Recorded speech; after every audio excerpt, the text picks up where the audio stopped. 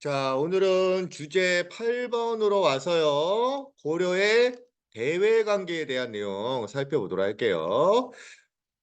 역대 우리나라 왕조들 중에서 가장 고려는요, 다른 민족의 침략을 많이 받은 그러한 왕조였고요. 또 그 많은 침략들을 다 어떻게 했니? 막아냈던 아주 대단한 나라가 아닌가 싶어요. 자, 그러면 고려가 전기에 어떤 주변 국가들과 관계를 맺고 또 어떤 침략 전쟁을 막아냈는지 이 내용 한번 보도록 할게요. 일단 당시 10세기 자 10세기 초 요때 중국의 상황을 좀 우리가 눈여겨봐야 돼요. 중국의 상황이 변함에 따라서 다이렉트로 우리나라에도 어떤 큰 영향을 미치겠죠. 그러면 그때 10세기 초에 중국 북쪽에 어떤 민족이 급성장을 하게 돼요. 아주 거만하기 짝이 없는 민족이에요. 자, 어떤 민족이었을까요? 그렇죠. 거란족. 거란족이 갑자기 성장을 한 거예요.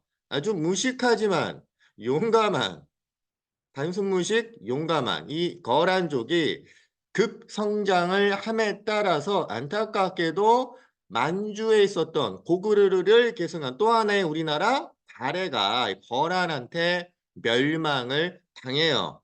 그리고 얘네들은 이걸로 끝내지 않고요. 혹시라도 북방 유목민족들이 쳐들어오지 않을까 싶어서 진시 황제 때부터 쌓았던 만리장성 이거를 뚫고 그 밑에 이남 지역까지 거란족은 세력을 확대할 정도로 아주 강력한 국가를 건설했던 거죠. 자, 그리고 나서 결국 만리장성 남쪽에 있었던 그때 중국 한족의 국가가 어떤 나라냐면 송나라예요. 송나라. 송. 이름부터가 이제 송. 이제 노래 잘하고 공부 잘하고 아주 돈도 많고 경제적으로도 아주 풍요로운 이 송나라마저도 이 거란족은 위협할 정도로 막강한 군사력을 갖고 있었고요. 그리고 얘네들은 이제 거란족 하면 좀 이름이 거시기 하잖아요. 그래서 우리도 너희 송나라처럼 나라 이름 하나 정하자 해가지고 요라는 자 요라고 나와있죠. 요 우리 옛날에 2학년 때 중국 세계사 배울 때 배웠던 내용이에요. 좀 새롭겠지만 거란이 왜 요라는 나라 이름을 정했니? 바로 요강 때문에 요강 우리 여잖아요. 우리나라가 이렇게 있으면 자 요강이 어떻게 흘렀다? 자, 요렇게 요강이 흐르잖아요. 요게 요강이에요. 요. 그래서 거란은 이 요강 주변에서 성장한 국가다 보니까 자, 이렇게 요라는 나라 이름을 정하고 요 북방에 엄청나게 거대한 국가를 만든 거예요. 자, 그 밑에는 뭐가 있었다? 송이 있었다. 자, 근데 이 만리장성을 뚫고 그 밑에 이남 지역까지 만리장성이 만에 하나 뭐 이렇게 있었다고 한다면 그 밑에까지 내려왔다는 얘기예요. 그리고 송을 위협했다는 얘기죠. 자, 근데 송이 이렇게 약해 빠져 있다 보니까 또 다른 주변 민족 국가들도 나라를 세우고요. 송나라를 막 이렇게 떠받드는 게 아니라 야 나도 황제야라고 하는 그런 국가들이 또 있었어요. 대표적으로 옆에 나와 있다시피 뭐 서하라는 나라도 있었고요. 서하, 대월 뭐 이러한 여러 민족들이 스스로 뭐라고 했다? 황제라 칭했다. 보통은 중국에 황제는 한 명 있어야 되는데 여러 주변 국가들이 다 자기도 황제라고 한 거예요. 그러면 이때 당시 고려는 스스로 황제라고 했을까요? 안 했을까요? 자, 스스로 황제라고 해요. 하지만 또 황제였던 송나라나 거란 같은 좀 강한 나라한테는 또 황제라고 안 해요. 그러니까 대외적으로는 하지만 우리끼리는 대외적으로는 안 하지만 우리끼리는 하는 뭐 이렇게 좀 이중적인 입장을 취했다는 게 요게 나쁜 게 아니에요. 굉장히 실리적으로 대응했다. 그러니까 나보다 강한 국가가 있으면 떠받들기도 하지만 또 우리끼리는 "야 나도 황제야."라는 그러한 게 좀 국제 질서에 맞는 그런 외교 관계를 좀 합리적으로 했다라고 볼 수 있는 거죠. 그래서 이때 당시 국제 질서를 요렇게 표현을 해요. "다원적 국제 질서다." 다원, 근본이 여러 개다. 그러니까 황제가 여러 명이다라는 뜻이에요. 보통은 일원적 국제 질서, 강한 국가 한 명 있으면 한 나라 그 주변은 전부 다 대가리 받고 무릎 꿇는 이러한 것이 일반적인 국제 질서인데 이때 당시에는 다 황제고 다 강하니까 막강한 한 나라가 없다 보니까 이러한 다원적 국제 질서가 형성됐던 거예요. 자, 그러면 요때 고려는 이러한 국가들과 어떤 관계를 맺었는가? 먼저 송나라. 송나라가 국방력은 좀 약하긴 하지만 그래도 얘네들은 학문적으로 굉장히 수준 높고요. 문화적으로도 예술적으로도 굉장히 배울 게 많아요. 그리고 부자야. 여러분 친구가 있는데 얘가 대단히 잘 나가는 친구야. 돈도 많고 공부도 잘하고 다 잘해. 그림도 잘 그리고. 근데 좀 싸움을 못 해. 하지만 얘는 또 인성도 좋고 하니까 얘랑 친하게 지내면 나쁠 거 없잖아요. 그래서 고려도 송나라와 일단 공식적으로 외교 관계를 맺었고 선진 문물을 적극적으로 수용을 했고요. 그래서 송나라로부터 비단, 서적, 서적은 이제 책들, 그다음에 자기는 뭐예요? 자기야 하는 자기 아니겠죠? 도자기겠죠? 이런 것들을 수입을 하고요. 또 우리는 금, 은, 인삼 같은 것들을 수출하면서 송과는 일단 경제, 문화, 외교적으로 공식적 관계를 맺으며 활발한 교류를 했다. 자, 그러면 나머지 나라들, 거란, 여진, 일본, 또 심지어 이슬람 상인들 교류 안 해요? 아니죠. 이런 나라하고도 활발하게 교류를 했다고 볼 수 있고요. 이 여러 국가들과 교류를 했던 국제 무역항이 고려에 있었겠죠. 자, 그 국제 무역항이 바로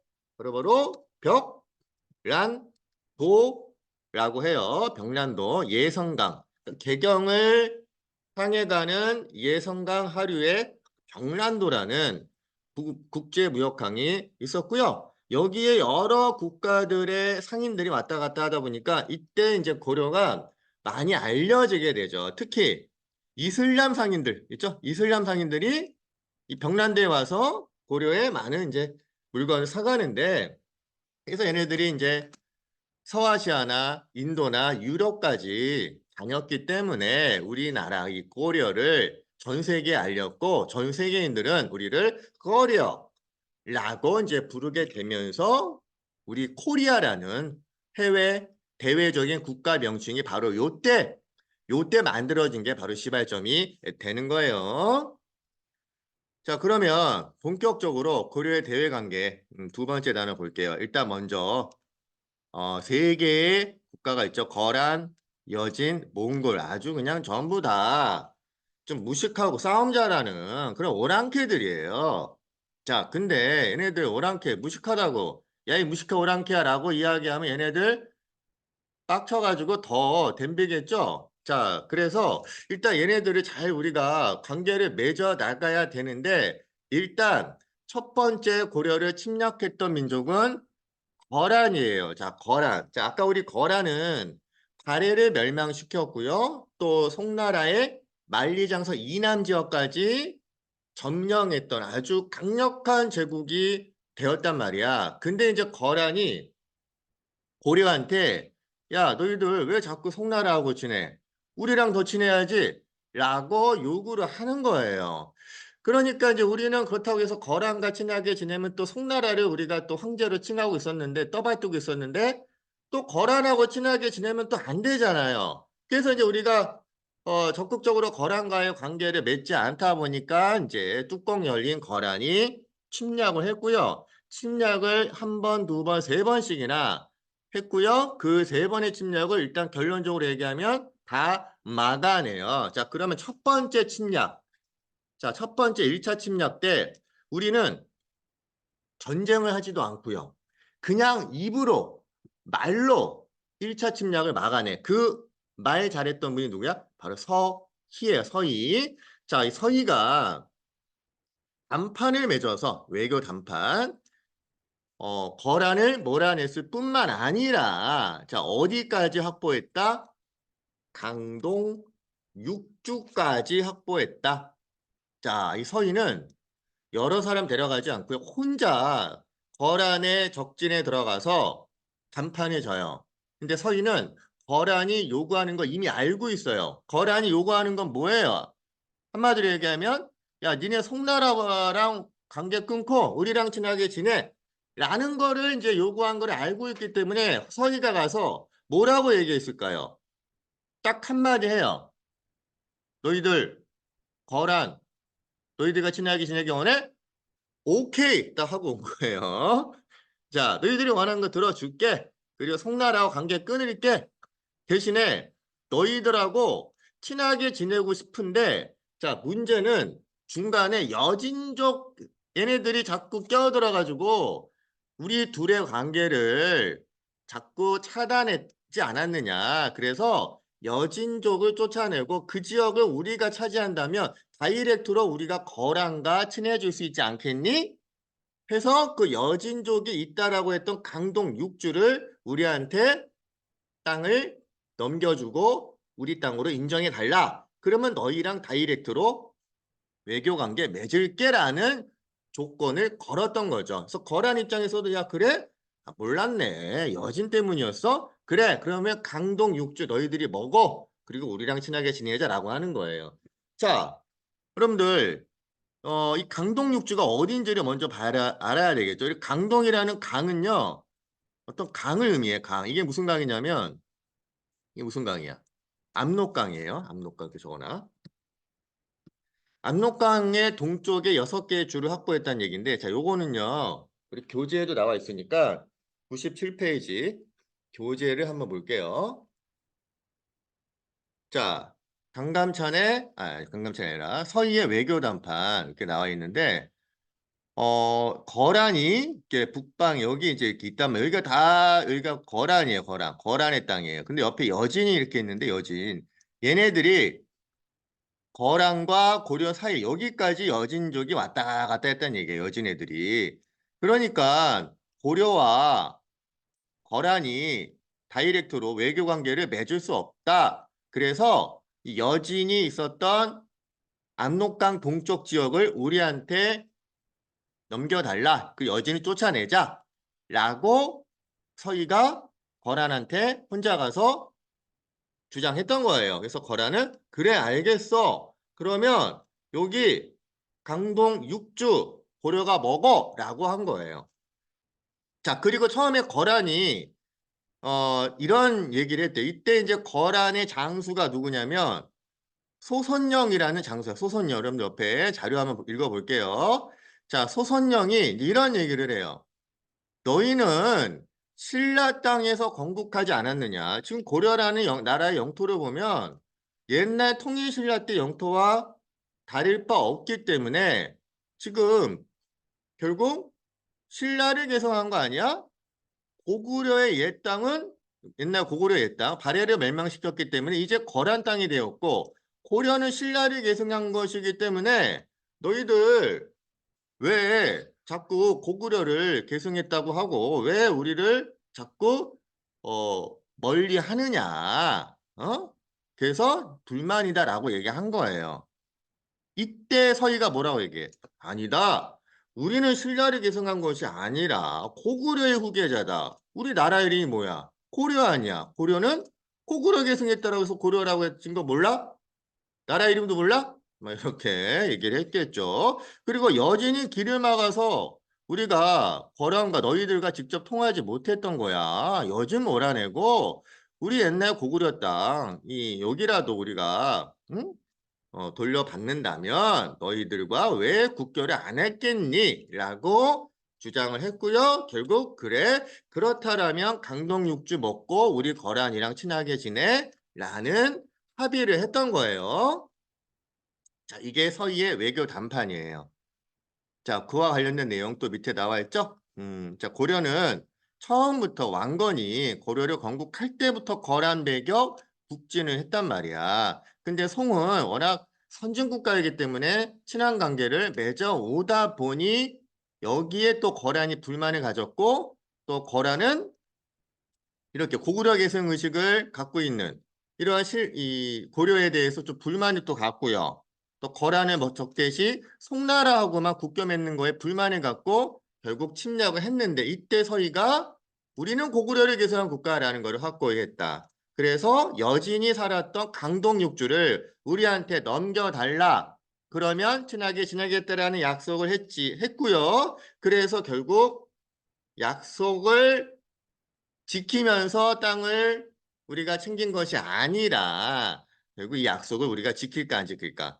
지키지를 않아요. 여전히 거란을 적대시하고요. 송나라와 친하게 지내니까 결국 이제 이 서희의 외교談판에 대한 합의 내용을 우리가 어긴 거 아니야. 그러니까 한마디로 이 서희가 거란한테 구라를 친 거예요.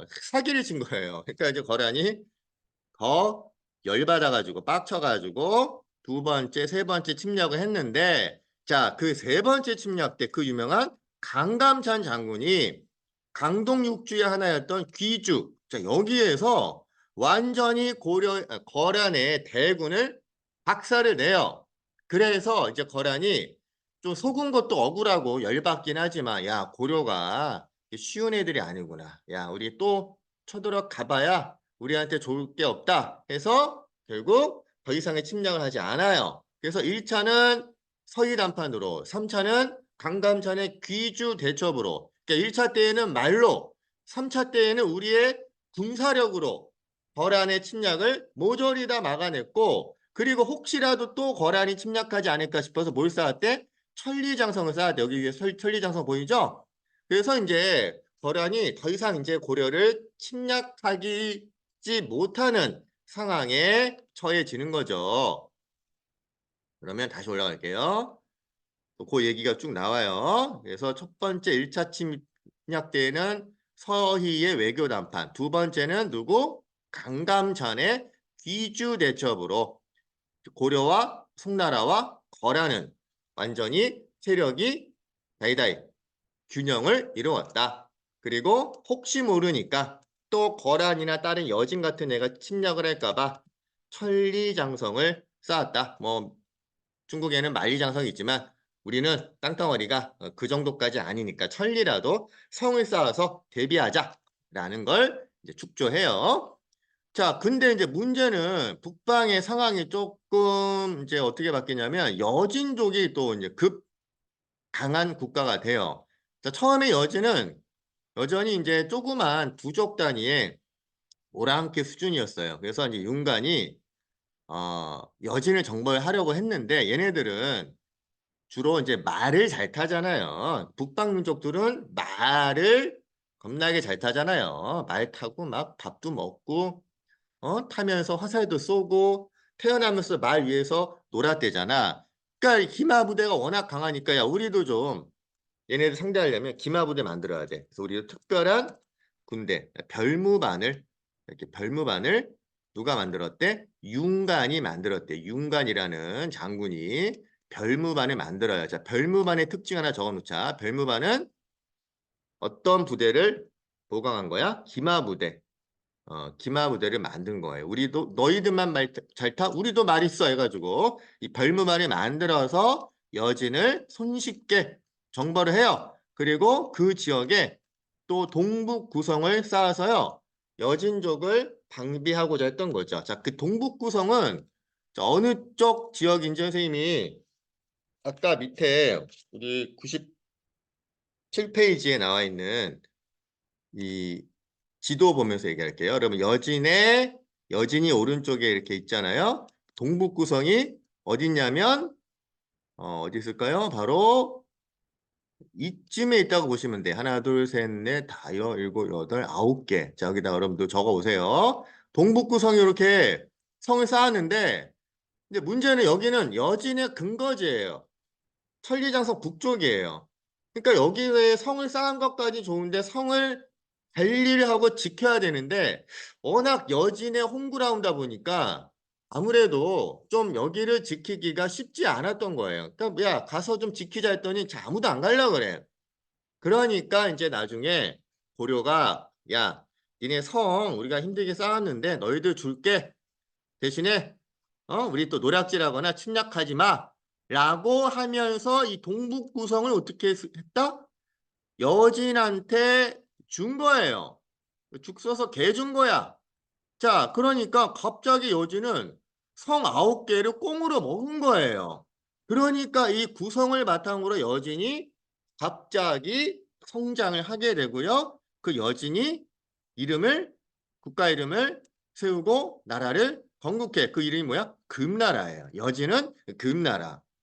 그 금나라가 거란까지 멸망을 시키는 이러한 금나라가 돼 버린 거예요. 그러니까 예전에 정말 찌질했던 애들이 갑자기 대재벌이 된 거예요. 그러니까 옛날에는 우리한테 엄마 아빠 부모님의 나라로 모셨던 이 여진족들이 금을 건국한 이후에 이제 고려한테 "야 우리한테 황제로 우리를 황제라고 모시고 너희들은 이제 우리의 신하야."라는 군신 관계를 요구하는 거예요.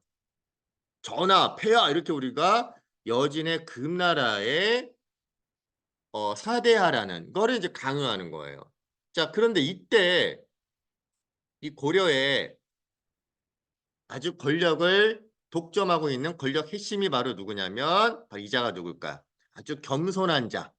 아주 겸손한 이자는 이자겸이에요. 응? 그래서 이자겸은 좀 겸손해요. 그래서 금의 요구, 아까 군신관계 요구했다고 했잖아. 이 군신관계 요구를 어떻게 받아들여요. 그 옛날에 찌질했던 양아치 같은 애들이 좀 이제 잘 나가니까 무릎 꿇고 "형님, 형님도 아니야. 뭐야? 전하, 폐하." 이렇게 인제 완전히 대가리 받고 금의 군신 관계 요구를 이자겸 때에는 수용을 했던 거예요.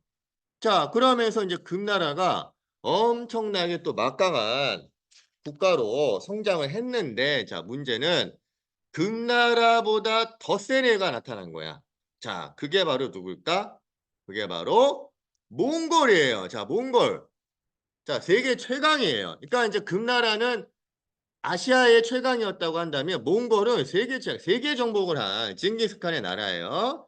근데 그 일단 이제 고려가 이 몽골과 함께 그 거란족을 격파하면서 몽골이 얘네들도 양아치네. 많은 곡물을 요구해. 여자도 요구하고 막 금, 은, 그다음에 매 정말 수많은 곡물을 요구하니까 고려 입장에서도 아주 피곤해. 근데 이게 너무 피곤하니까 아이 좀 이게 잘 안 보냈겠죠. 근데 그러다가 몽고 사신 저고요라는 사람이 갑자기 고려에 왔다가 피살을 당하네. 그러니까 "야 우리 외에 사신이 너희들을 왜 죽여?" 해 가지고 몽골이 침략을 한 거예요. 자 그런데 이때는 고려의 정권이 무신 정권으로 바뀌어요. 아까 금나라 잘 나갈 때에는 이자겸과 같은 문벌귀족이었잖아. 이자겸은 금의 요구를 수용했지만 이 무신 정권들은 무식하잖아요. 그러니까 단순해요. "너희들이 세계 최강이야? 우리도 최강이야!" 이러면서 "싸우자!" 이렇게 된 거예요. 근데 몽골 애들은 말은 잘 타지만 바다는 경험해 본 적이 없기 때문에 '우리가 수도만 지키면 나라 지킨다.'라는 생각으로 이 최씨 정권 이 최충원부터 시작되는 최씨 정권이 수도를 어디로 옮겼을까요? 자 강화도로 옮겨요. 자 임금님을 일로 모시고 이 수도를 옮겼기 때문에 '여기만 지키면 나라 지킨다.'는 아주 단순한 생각을 했던 거예요. 하지만 우리 본토는 어떻게 돼? 다 쑥대밭이 되는 거죠. 그러다 보니까 이 본토에서는 일반 농민들과 이 천민들 그동안 차별받던 백성들이 항전을 해요. 그 강화도는 인제 무신 정권만 있고 왕만 있고 나머지 지역은 뭐 귀주, 천성, 충주성 여기에는 일반 농민 천민들이 몽골에 저항을 했던 거예요. 그러니까 여러분들 눈만 지킨다고 해서 온몸이 다 난리가 나고 다 잘리고 막 죽어 나가는데 그냥 '나 머리만 지킬래.' 해서 내 몸을 지키는 건 아니잖아요. 이렇게 무식하게 무신들은 수도만 강화도만 지키면 된다고 생각을 했지만 나머지 본토는 완전히 몽골 군대에 의해서 백성들이 끝까지 항전했던 거죠. 그러니 팔만대장경 부처님 나라가 위기에 처하면 부처님한테 빌면 부처님 도와주시겠지라는 불심으로 정말 어마어마한 8만 장이나 되는 목판 불경을 제작을 했던 거예요. 자, 그러나 결국은 어떻게 될까? 최씨 정권이 무너지면서 결국 몽골과 이제 강화를 맺고 개경으로 환동 다시 돌아와요. 하지만 이 무신 정권의 한 군사 조직이었던 자 삼별초란 기관이 삼별초. 자, 이 삼별초는 야 우리가 결국 강화도에서 개경으로 돌아가고 몽골과 굴욕적인 조약 맺는 거를 반대한다. 몽골과의 강화 조약에 반대한다 하면서 끝까지 대몽 항쟁을 해요. 그러나 결국 강화도에서 버티지 못하고 진도로 갔다가 또 여기도 버티지 못하고 제주도까지 옮겨 다니다가 결국 제주도에서 완전히 삼별초도 이제 전멸을 하게 돼요. 자, 그러면서 이제 우리 고려는 어떻게 될까? 몽골과 강화를 맺었기 때문에 이제 몽골과의 좀 굴욕적인 조약을 맺고 좀 예속되는 그런 관계에 놓여지지만 그래도 또 좋게 긍정적으로 보자면요. 우리 고려는 나라는 지켰잖아요. 다른 국가들은 몽골에 의해서 다 멸망당했는데 우리 고려만큼은 세계 최강 몽골을 맞이해서 어떻게 했다? 나라를 지켰다. 그만큼 우리의 저항이 대단히 강했다라고 볼 수 있는 거죠. 그래서 이 몽골이 세웠던 중국에 세웠던 나라가 원나라잖아요. 원나라가 어떻게 우리 고려를 간섭했고 우리는 어떻게 대응했는지라는 내용은 다음 시간에 이어서 보도록 할게요. 자, 오케이. 오늘은 여기까지 끝.